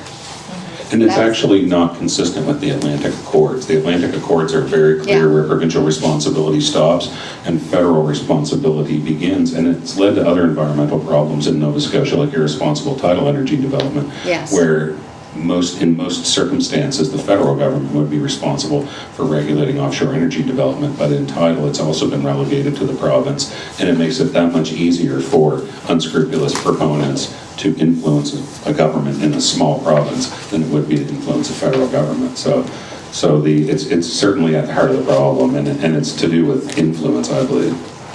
So, just one quick question, and it's about the lobster fishery. I remember when the salmon wars first came out, and they talked at that time, what was that, 15 years ago, or 10 years ago? 10 years ago, that at first, the amount of lobster increased in the area, and for the first few years, and they thought that was because they were feeding on the leftover. Yeah, that's just more lies from Cook Aquaculture. The truth is that the reason that sometimes there is good lobster fishing adjacent to salmon farms is that salmon farms have been placed in the best areas to fish for lobster in Atlantic Canada. And the reason they want to be there is the same reason that we do tide. And that any lobster fisherman will tell you that the best lobster fishing grounds are where the tides are strongest, and the reason is the tide brings food to the lobster, and they can stay in that area and have a steady supply of food. The same reason you catch a big trout by a rock in the stream, and what that's led to is this conflict between fishermen and the salmon farmers, and that the salmon farmers want to be where the tide's the strongest too, to wash the incredible amounts of pollutants and pesticides and feces away from the site. And so in where I live, in Digby, where there was recently, a legitimization of what had been an illegal expansion for years, that was some of the best fishing grounds in all of Lobster Fishing Area 35. It's right within Annapolis Basin, which is an important lobster nursery ground. And generations of my family had fished right there, and we still do try to fish near to the farm sometimes, but it's because of the extreme tide there. It's not because of any benefit or attracting qualities of the farm to lobster. So I totally I totally reject those statements by salmon farmers that lobster fishing is better there. It's not. It's just that it might be better there than in an adjacent place because they put the farm in the best possible place for lobster, but the truth is it used to be better before they arrived. Well, my real question is, why doesn't the lobster farmers who have so much wealth and pull in the government, why do they not have more influence over the provincial government in stopping the farmers? That's a question I ask myself every day in issues, a lot more issues than just this one, and I think that ultimately the problem and the fault there falls to fishermen, and what makes you a fisherman also, I believe, is fierce individuality, and it also makes them the most fractious group of people you can imagine, and the hardest group of human beings on earth to lead in one cause. And so I think that multinational corporations and the government regulators have taken advantage of that fact. I think we're getting a lot better on it, and I can tell you that it's like my life's work to see fishermen in Nova Scotia and across the Maritimes speak and act with one unified voice. And I think we've made a lot of strides towards that over the last few years. And I can tell you today that we've been meeting, myself and the other fishery presidents in Nova Scotia meeting today and strategizing on ways to fight salmon farming expansion. And we've struck back at Perennia and demanded a more fulsome consultation for fishermen. They were trying to whitewash our consultative process and all of this. We're not gonna let that happen. But I think the nature of fishermen is what allows that to happen. I also think there's a huge disconnect between the value of the fishery in Nova Scotia and what it means to Nova Scotians. And I don't quite understand it, but I can give you a really good example to illustrate it. It's that a couple of years ago during the Trump administration, President Trump threatened to rescind the ban on offshore drilling on the east coast of America. And at that time, the attorneys general of all the Atlantic states wrote a joint letter threatening to sue the administration if they did that, including Republican governors like the governor of Massachusetts, who was a big-time pro-Trump supporter. He was willing to take the president on over offshore drilling on lobster grounds. Well, in Massachusetts, the lobster industry is about $100 million in a state with a massive economy, like 6 or 7 million people. Well, in Nova Scotia, the lobster industry is worth $2.5 billion in a place with a tiny economy and 1 million people. Yet, at the same time, our premier was advocating for more leases on the Scotian shelf for offshore drilling. And to me, it's just great evidence that Nova Scotians don't necessarily value the intrinsic value of our fishing identity the same way that New Englanders do with down east seacoast culture. And I'm not sure why. You would think that the economics of it would mean that it would be the other way around, but sadly it's not. And I think that one of the biggest things that fishery leaders need to do is change that. I think a lot of Nova Scotians do connect their identity to the sea. I know I do, and I come from a community of people that does, and I've met so many people across Nova Scotia that do, but I don't think that we've got that view across to the government yet.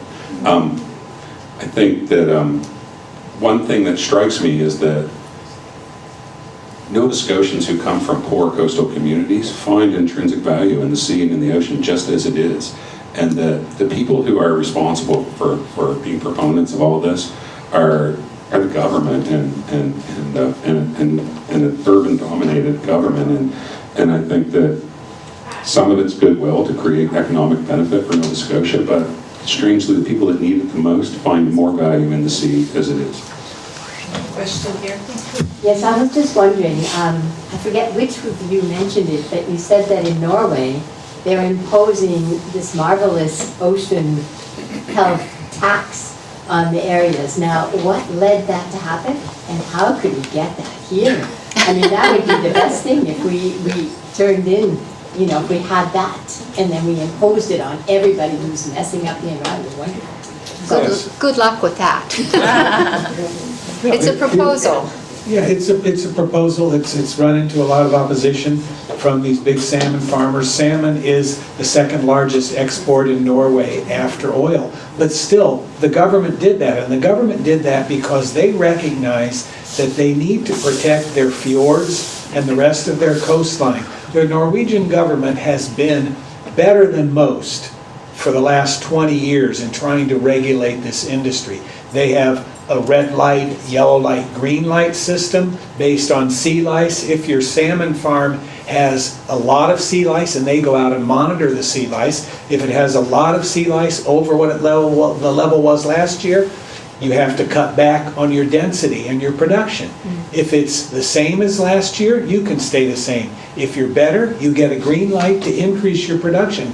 Now, the Dole-Leahy report proposed exactly that for Nova Scotia. It went nowhere. Now, in the minister's letter from the premier, he's supposed to look at that. I guarantee you that is not going to happen here. In Norway, to get a license for an open, you can't really get a license for an open net salmon farm on the water anymore. But if you want to build one on land, it's free.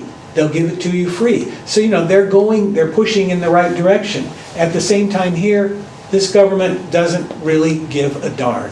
They let them privatize our waters. Bayswater Beach suffers, and so does a lot of the rest of the coast.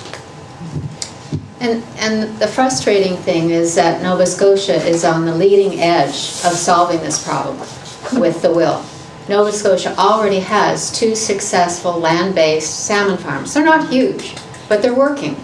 And they also have, one of the biggest problems that we didn't even get to is one of the biggest contributors to the lack of sustainability in this business is fish feed. Well, I guess I did mention it very quickly, but the feed that's used for salmon farms comes from forage fish, small fish that come from the west coast of Africa.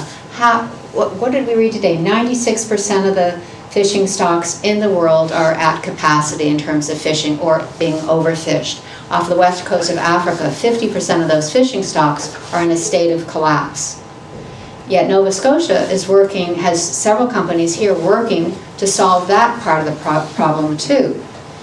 There's a company, Oberland, here in Halifax, that is developing a program to use the larvae of black soldier flies as a substitute for the wild fish. You don't need to eat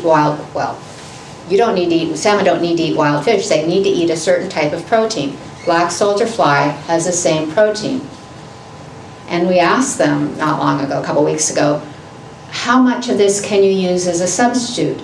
And Greg Wenger, the CEO of this company, said for the first 2 years of the salmon's life, it can exist on 100% of its feed can come from the protein from black soldier fly larvae.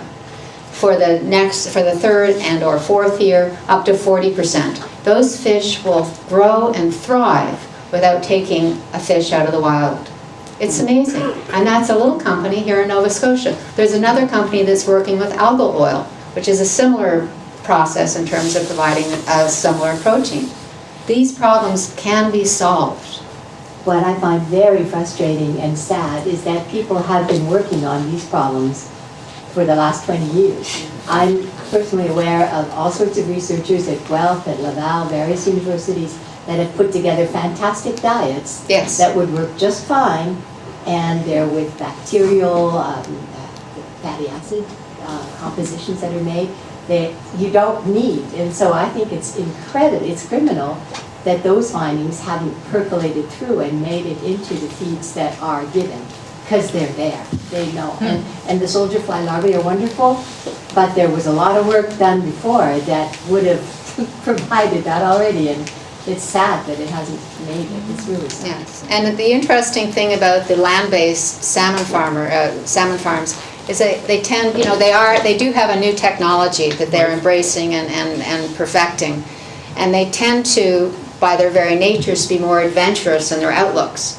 They're more apt to try a different path forward, as opposed to the open net pen salmon farm industry that just wants to keep doing the same old thing for the really good profit. And how much is that profit? Bill Taylor, the president of the Atlantic Salmon Federation, had a conversation a few years ago with Glenn Cook. And Bill wanted RAS technology, this recirculating aquaculture system that is used in the land-based facilities. It was just sort of being born then. And so Bill proposed to Glenn Cook that Cook help work with the Atlantic Salmon Federation on a pilot project to see how they can make this land-based salmon work. Well, here's what Glenn Cook said. He said, I make a 52% profit in my salmon farms. Why would I want to try something that it only returns a marginal amount?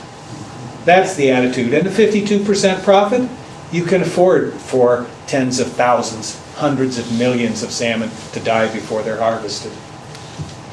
I was left thinking when you were talking about that earlier, without compensation programs from the federal government for the massive die-offs in Newfoundland, would it even be economically viable? And is going after that program a key direction, policy direction for the resistance? Question here? Two brief questions. One is there any noticeable difference with the Conservative government provincially than the previous Liberal government? I know the previous Liberal Minister of Fisheries was all in, so I don't know if there's any shift in the new government. The second question was, can we also take the provincial government to court like BC and get this federally regulated? I think I'm kind of uniquely in a position to answer your question, having had extensive interactions with both of the ministers, and I think we're in a worse position. And I think that this government, you know, upon its, without getting political, I think that this government took a definite turn towards big business and influence from wealthy Nova Scotians. You could see it in the transition team that the Premier named it when this government took over, that this was not going to be a government for the little guy. And salmon farmers in Nova Scotia are the big guy. We're the little guy. So I think potentially you're in a worse position. I think the minister deserves the benefit of the doubt, and we'll see what happens. But I think if he was committed to improving the situation, that the review board composition would be the first place that he would go, and that there would be representation for community members and existing historical users of the ocean and indigenous perspectives, and none of those things are represented on the review board. And I'm pretty sure he has he would have the executive authority to make changes on the board, and I haven't seen him do it yet. So I'm more than willing to give him the benefit of the doubt. He's a smart guy, and he's a nice guy, and he's an engaging guy, but I mean, he's bound by the system and politics that he's in. So we'll see what happens. I don't think it's necessarily fair to judge him yet, but I think overall that I've not seen anything that would make me think that coastal communities are going to be better off on this issue or a range of other ones. Let me answer the second question. We need to go to court on this. Yes, Greg yes. McDade was Alex Morton's lawyer. He's one of the founders of Eco Justice. He's still on their board. We had a good conversation with him, and he said there's no reason why this has to be the way it is in the Maritimes. Somebody needs to man up or woman up and go to court on this. It will be somewhat expensive, but Eco Justice can help. Ecology Action Center can provide research. It could be done, and it should be done.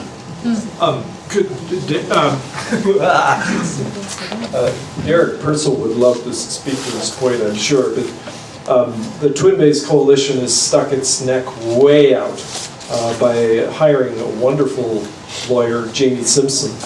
And we have at the back of the room, my wife has conveniently put out on a table, packages of major financial needs of Healthy Bays Network. And I'm not necessarily hitting you up for money, but I am hitting up your connections, ways that you can help us raise this money. We have a lot of money to raise, and legal costs are one of them. Jeff asked me last night actually about, what I thought next step should be for the Twin Bays Coalition, and from a political perspective, and the first thing I told him was raise money. That you need advertising. You need to put the disgusting pictures of mutilated fish on a billboard in Halifax and force the minister to have that hung around his neck every day when he drives to work. It's effective, and we need lobbyists. And my message to my members has always been stop complaining about the game and play it by the same rules that everybody else does, not just on this issue, but on lots of other ones. And I know that in fishing issues of building a broad-based coalition and collecting money and hiring real lawyers and real lobbyists completely changes the way that you're perceived by the government, and all of a sudden you start to get a lot of play. I think there's an important issue that I'd like to raise here that I haven't heard discussed yet, and I asked Douglas, what he thought was the prime thing that's helped achieve regulatory capture. Locally here in Nova Scotia, I agree with him on the bending of the narrative and the manipulation of it. But for me, even more important is the intersection of academia and science targeting and science funding and the ridiculous lack of academic integrity at Dalhousie University when it comes to aquaculture research. It's been hard for me to criticize academics. I'm not an academic, and I'm a fisherman, and I've in the past been called anti-science and a huckster, and been subjected to many of the things that the lady in British Columbia was subjected to my own self on a past environmental issue where I tried to speak out against junk science at Acadia University. And since that time, my views were largely proven to be true by events, as were this lady's in British Columbia, right? But for me, as Jeff related to me last night, that, one of those Cook Aquaculture fines, instead of paying the fine, he got to use the money to create a research chair in his own name at Dalhousie University that creates the science that they use to influence government policy. And it's a stain on the alumna of Dalhousie, and it's a stain on the entire university that it continues to take place. In 2019, I spoke there at Sobeys Ocean Conference as counterpoint to the chief scientist that runs the Glenn Cook Chair for Ocean Science, and I'm a fisherman from a tiny little fishing community on the stage in front of the entire university and the chancellor and the president, criticizing their science and calling them corrupt against a guy with, I think, 2 PhDs. And it's a difficult subject to have, and it's intimidating, but it's a conversation that needs to happen in Nova Scotia. Dalhousie needs to be brought to account for what they've done and for how they've empowered salmon farmers to manipulate government policy. And it's my belief that any science that's going to be used to determine public policy should be publicly funded and publicly targeted. And I think it's so ironic in Norway is that Norway has one of the most robust and fair regulation systems for offshore drilling that you'll see anywhere in the world, and it comes back to the science. And in Norway, if you want to have an offshore drilling project, the proponent has to go to the same pool of funding that anybody that wants to register. Any of us could be interveners, we could be a group, we could be an individual Norwegian, but you can apply to the Legacy Fund, which is where all the oil money in Norway has gone, for science funding. And then so can the proponent. And when the regulator is forced to sit down and make a decision about whether it's appropriate to drill in an area offshore in Norway, they're armed with independently funded science that doesn't have an objective besides scientific truth. And so they get both sides of the story, and they're both true stories, and they make a lot better decisions because of it. That's the type of science that we need to determine policy around aquaculture in Atlantic Canada, and it's just so ironic that Norway would do that. Part of the reason that system existed is because the proponent is the government, and that Statoil is a nationalized oil company, and so there was nobody to bend government policy at that time, like salmon farmers have done here in Nova Scotia. But that's where we need to get on science, in my belief. Let me just do one thing. I want to speak very quietly in defense of Dow, because not all of the scientists there, not all of the researchers are part of this problem. A good number are, too many are, but there's a brilliant researcher named Inka Maluski, and she has done great work looking at the impact of salmon farms on lobsters. She and Ruth Smith down in Port Mouton did an 11-year study with the cooperation of lobster farmers. You'll find it in the book. But what they found was that after a single salmon farm came into Port Mouton off Spectacle Island, the lobster catch went down over 11 years 47%. And that's science that came out of Dow researcher and was paid for by the Canadian Research Council and DFO, of all people. Compare that with the research that John Grant, the Cook Chair at Dow, puts forward when he defends salmon farms. He did a study beneath a single salmon farm in the Bay of Fundy, which had a gravel bottom, and so it washes pretty clean. And he found, well, there were abundant supplies of lobsters. He did it with 2 co-authors, both of whom worked in the salmon industry, and his entire research project was funded by the salmon industry. So plenty of grief to heap on Dow, But, you know, there are also some bright spots. They're also doing some great work up at their Truro Agriculture Center on developing new formulas for salmon feed. Thanks for that, Doug. That's an important distinction, and probably one I should have made. Actually, my sister-in-law is a doctor of marine biology at Tallahassee. So, I agree. I want to go to dinner at your house next time. I agree with you entirely that there are a lot of honest, good, committed people there. But that small percentage has had a really huge effect on government policy here in Nova Scotia, I believe. Yeah, great. Well, we're going to have to wrap it up, I'm afraid, but I can't thank these three people enough. Maybe you can.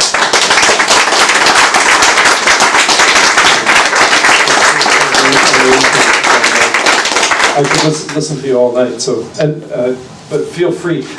We got to clean up the room and vacate the premises because our time is up at 9 o'clock. So we are going to have to go. But where are those pledge cards? Please fill out the pledge card before you go. You don't have to volunteer to give us any money, but you do have to volunteer to give us, at the very least, your name and address. Oh, there they are. And if you return the little golf pencils, that would be nice as well. But there were also, Jan has back there those folders with a sort of detailed outline of the major initiatives that Healthy Bays Network is undertaking. And if you'd like to read those, grab one of those folders and let's talk. Thank you all very, very much for coming. I would too, if I had a book club. We'll see you again. Oh, and buy books and get them signed. Yeah, that's the whole reason we're here. You know it is. How can I forget? Oh my God. It's your own agenda now. I've got a jet too, buddy. I'm real fast. I've got a. Yeah, well, right, sure. Yeah, I've got like my whole board and a 3-year special advisor and a lobbyist at the shoe shop waiting for me to show up. oh my God. You Doug gotta has his pay? magic hands. No, he's paying. Oh, okay, good. Go Better for it. be. Did you see the minister? Just a 3-year It special was a real advisor. pleasure to meet you.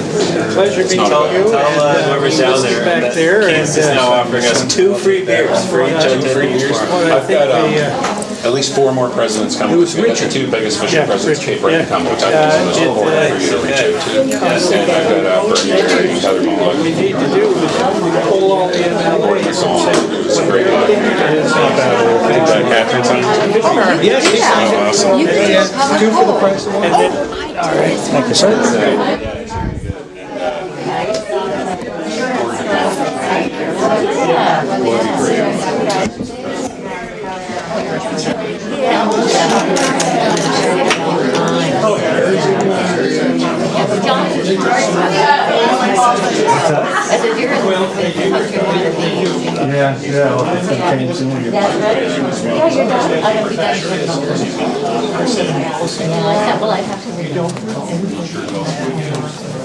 That's great fun.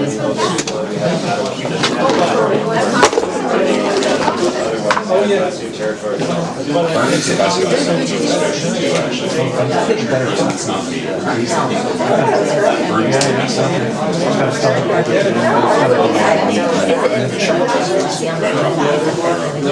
Everybody likes Bernie. Only half the people.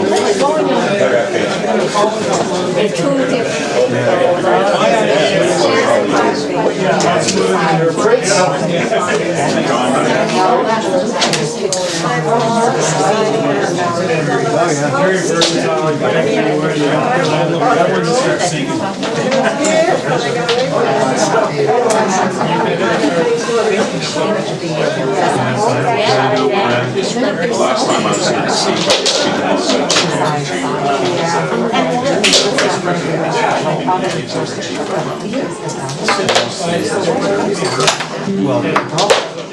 the way you described it was different. It doesn't matter what you come up with. They have an answer for it all.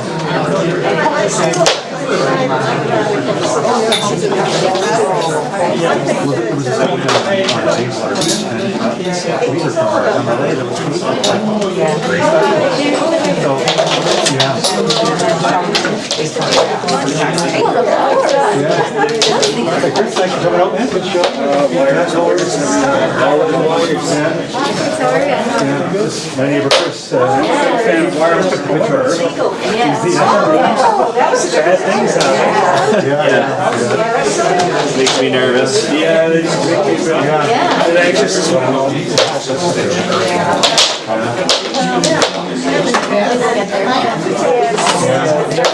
That's why I want a better Shure microphone. Yeah, Shure. Oh, okay. 58 system. There was a snap there, I don't know where that came from. But how does that happen? Yeah, I don't know. I hadn't